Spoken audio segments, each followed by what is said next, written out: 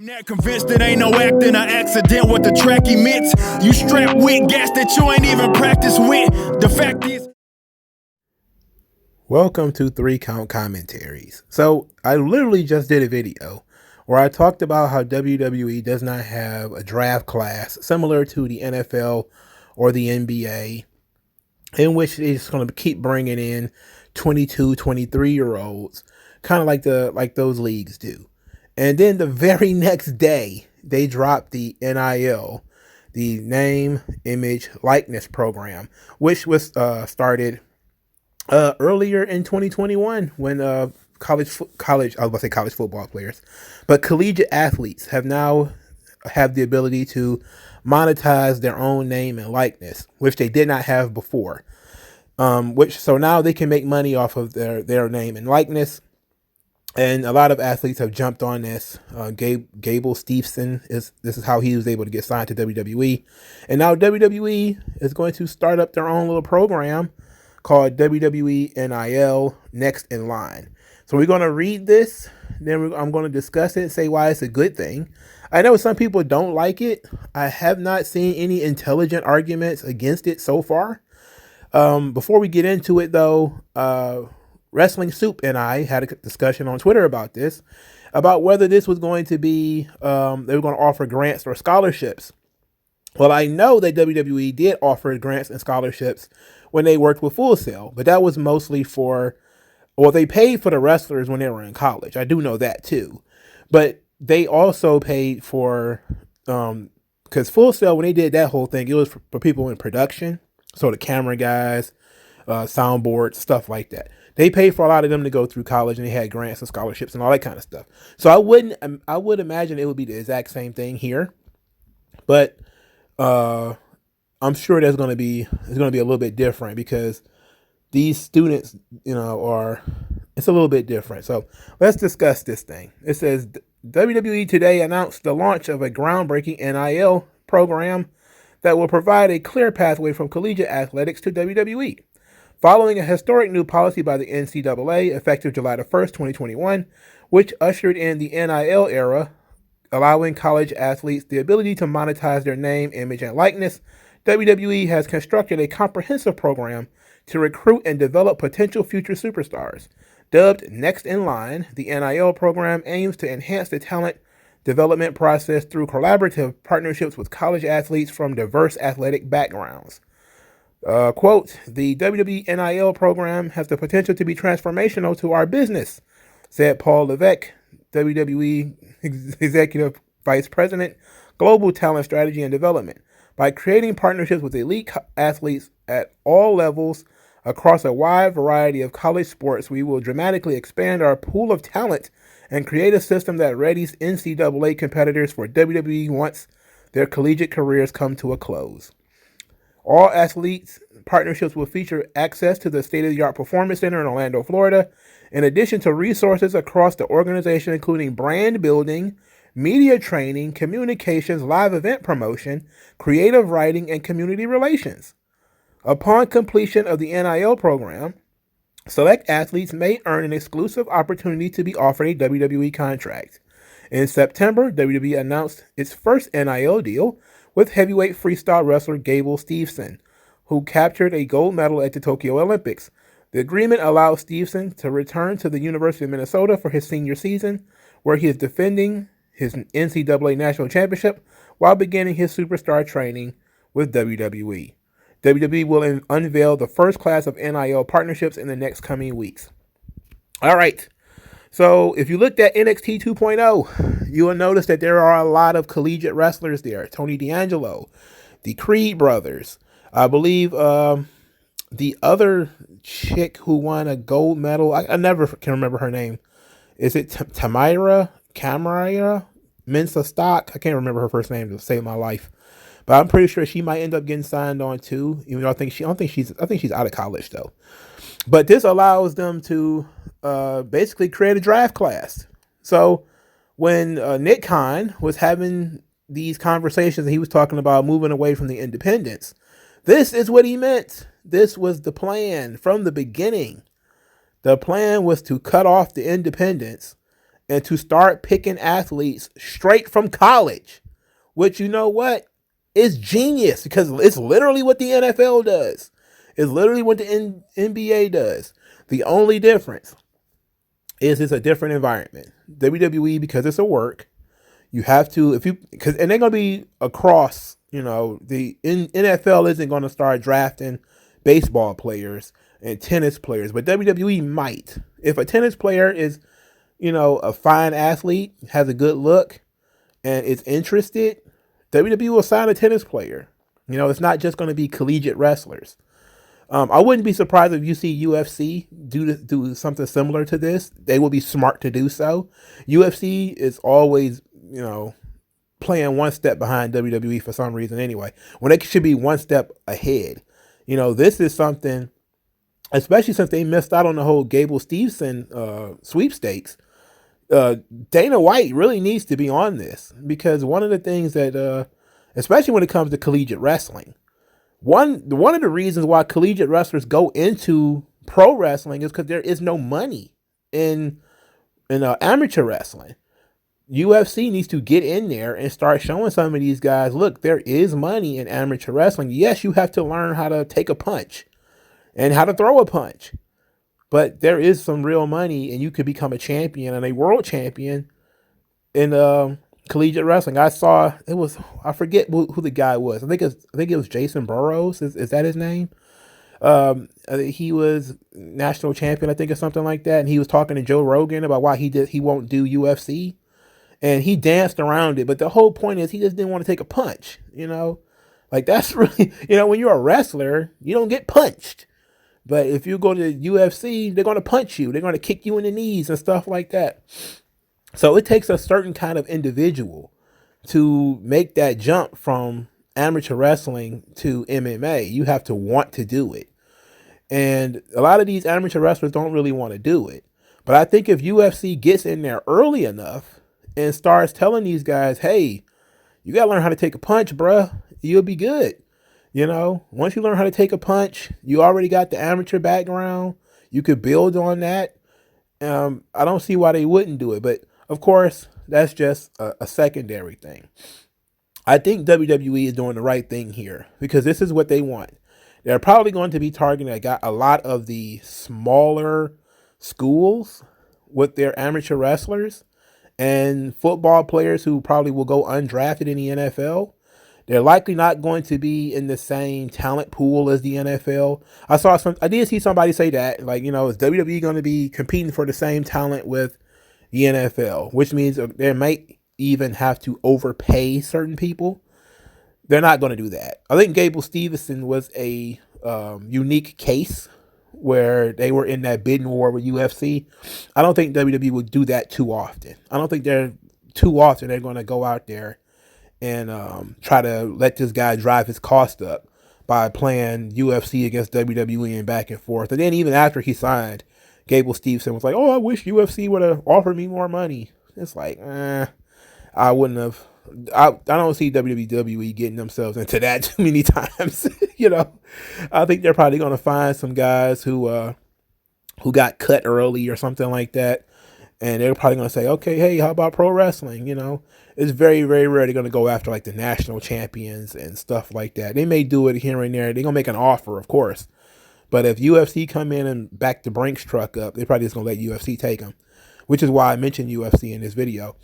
Because UFC is going to be their biggest competition when it comes to talent in this realm here, because it's a natural fit for these guys to go into UFC.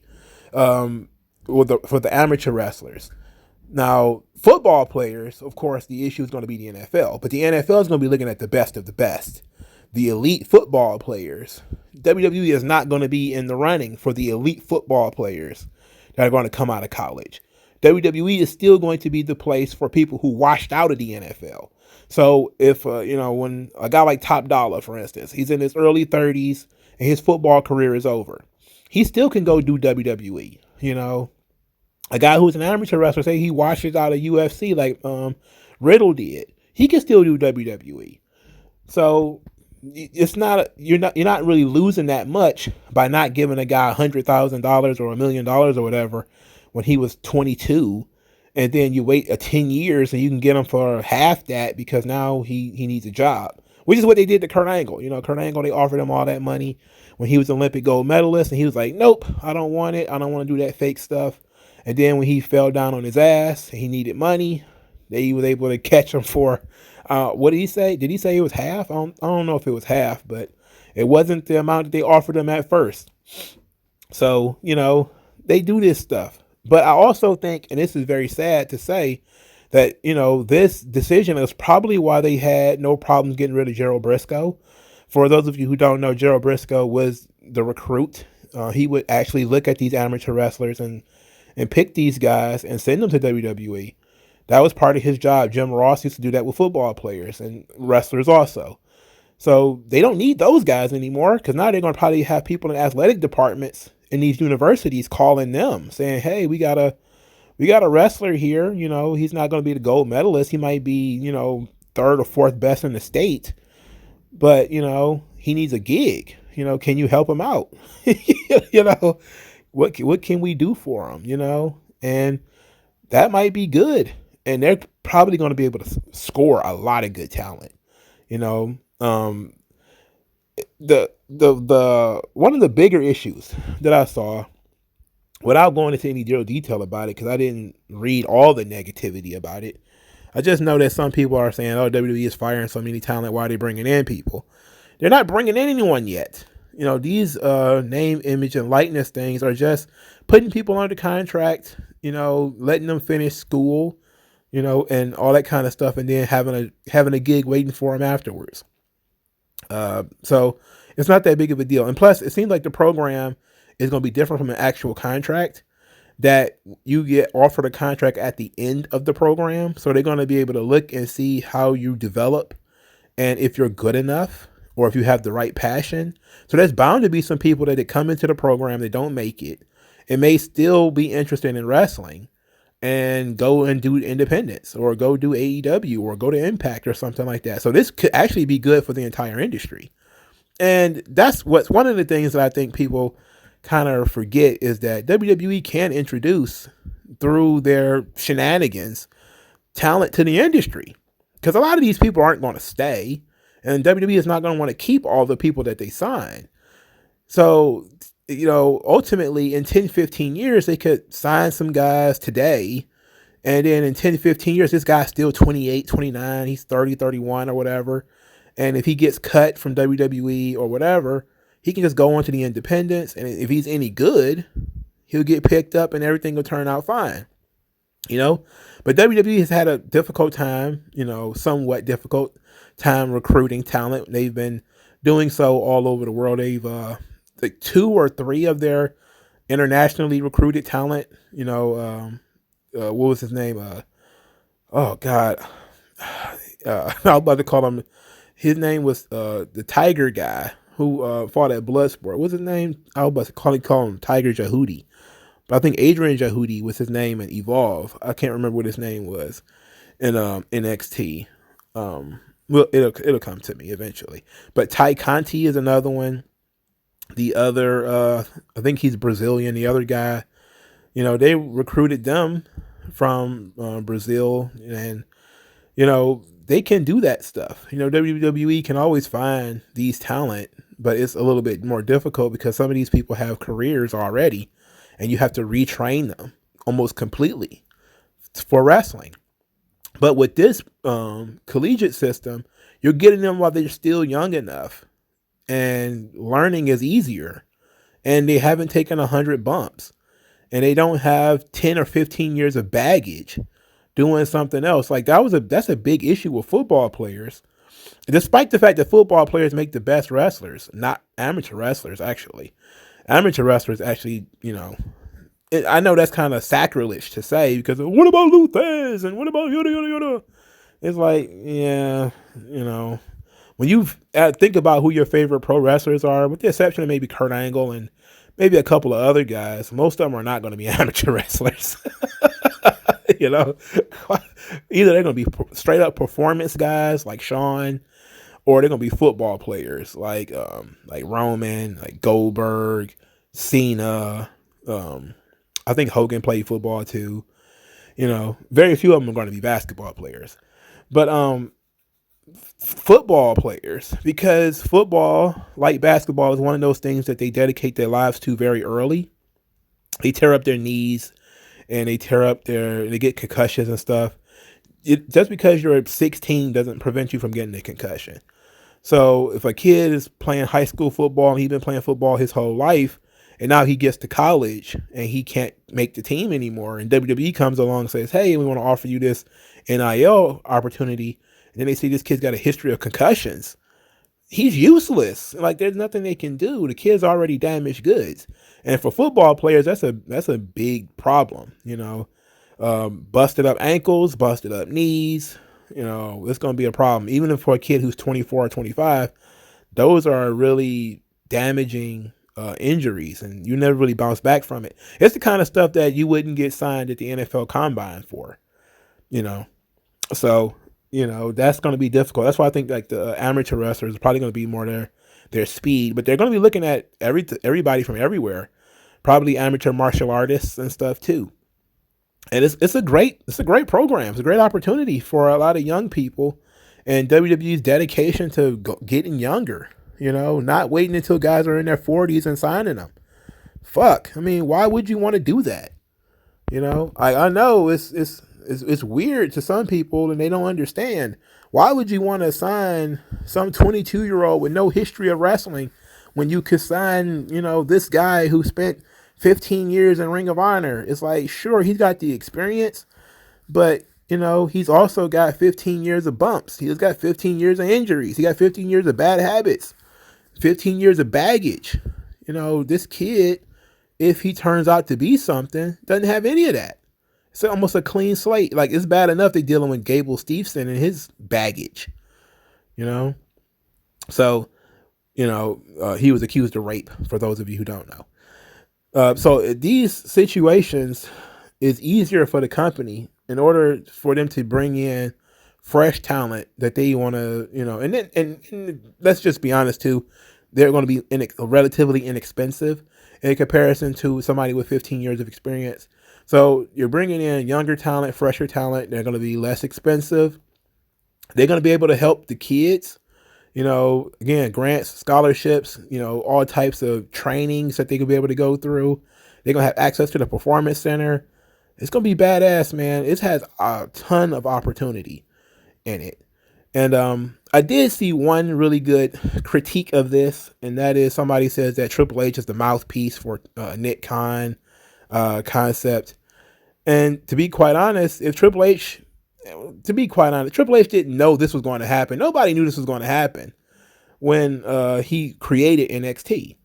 But he created a similar thing with Full Sail, which is like, it's kind of ridiculous to think that Triple H wouldn't think that this was a great idea. Again, they did this with Full Sail, but that was for cameramen, people and producers and stuff like that. So, if you went to Full Sail for film or something in theater or something like that, you could have applied to go into the NXT program and gotten a scholarship or something like that and worked on NXT for several weeks or whatever until you graduated. They also took care of some of the wrestlers when they was trying to get their degrees. It was a smooth thing. And now this is just the same concept. It's just they're doing it with straight up colleges now. So I don't see this as being I give Nick kind of credit for it because he is the one who came out publicly and said we're not dealing with the independents, and he took the heat for it. So I guess it's fair to say it's his idea. But once this thing came out of the pipe, you had to know guys like Nick Khan was going to be sitting there like, wait a minute, this is a huge opportunity. It was also why I mentioned Dana White. Also why we should probably be looking at Tony Khan saying, hey, AEW needs to announce something, because you don't have to sign anybody. Just say that you're looking into it. Impact, everybody needs to get in on this. Help as many of these students as they can, because so many of them are going to be in debt from college. You need to get in there and try to help some of these kids if you can. It doesn't matter if you get the best of the best or not. The point is to get somebody who really wants to be a wrestler, maybe preferably somebody who is a fan first, who understands the business, Then also somebody who is teachable, who doesn't have a criminal record and, was accused of rape and sexual assault and all that shit. Hopefully you can avoid all that. You can avoid guys who got problems with drugs and alcohol. You can avoid all that. It is a way to completely replenish the wrestling business with fresh talent that haven't been beat up, fucked over, that hasn't gotten jaded. And, you can introduce them to your system and to how you do things and create almost a dojo, much like the New Japan system. Which is why I never really understood why people dissed NXT. It's like, you don't diss New Japan. They have a dojo. And they've had a dojo for a long time where all of these guys live together and sleep together. And there's a hierarchy where the young boys feed the older guys and carry their bags and all kinds of shit. And then there's matches where they can only use certain moves and they have to dress in all black and all that kind of stuff. And then you get used as extras and get kicked around. The Young Lion system is almost exactly what NXT was supposed to be. And New Japan doesn't have a problem with this. I wouldn't be surprised if they didn't have something like this maybe in the colleges in Japan. It would make perfect sense to me that you would try to get athletes while they're young and get them into your system and ingratiate them into your system and build loyalty and hopefully build your own superstars. Why wouldn't you do that? I can't think of any reason why you wouldn't. And for anybody who thinks that, oh, it's a bad idea to sign football players or whatever. It's like, come on, Bruiser Brody and Stan Hansen were football players. Vader was a football player. Ernie Ladd was a football player. Quit being a putz. Quit listening to fucking Meltzer. Almost all of these guys were. Dusty Rhodes was a football player. Ted DiBiase was a football player. Hey, come on, man. Like, Terry Funk was a football player. Like, come on, man. Get off it. That debate ended a long time ago. Like, Meltzer's an older guy. He's like 60 or something like that. And he's a historian, like a legit historian. His history stuff is usually pretty good. He knows this debate is over. He just keeps bringing it up because it aggravates y'all. But he knows that most of the territory era was a bunch of guys who were either amateur wrestlers, football players, or performance guys. Guys who just showed up, I want to be a wrestler, and, got trained by somebody. But football players, please, those guys get hit. They get hit for fun. Of course they're going to want to wrestle. Why not? The only problem is going to be the pride. The guys who are going to be willing to lay down and let somebody pin them. That's always been the problem. Is I could kick your ass for real. That mentality. That's also going to be the big thing with the amateur wrestlers, who can shoot on somebody for real and that kind of shit. But once you kind of start, domesticating that wild animal within them, they could be good, man. But you need it because you need that aggression for television. But you need to also learn how to tamp that down because it's not real. It's not real as that. You don't want to go that far. But anything that opens up opportunities is good for the business, as far as I'm concerned. I don't see the problem. But let me know what you guys think in the comment section below. Like this video, share this video, subscribe to the channel, donate to the channel, and I'll talk to you guys later, man. Peace out.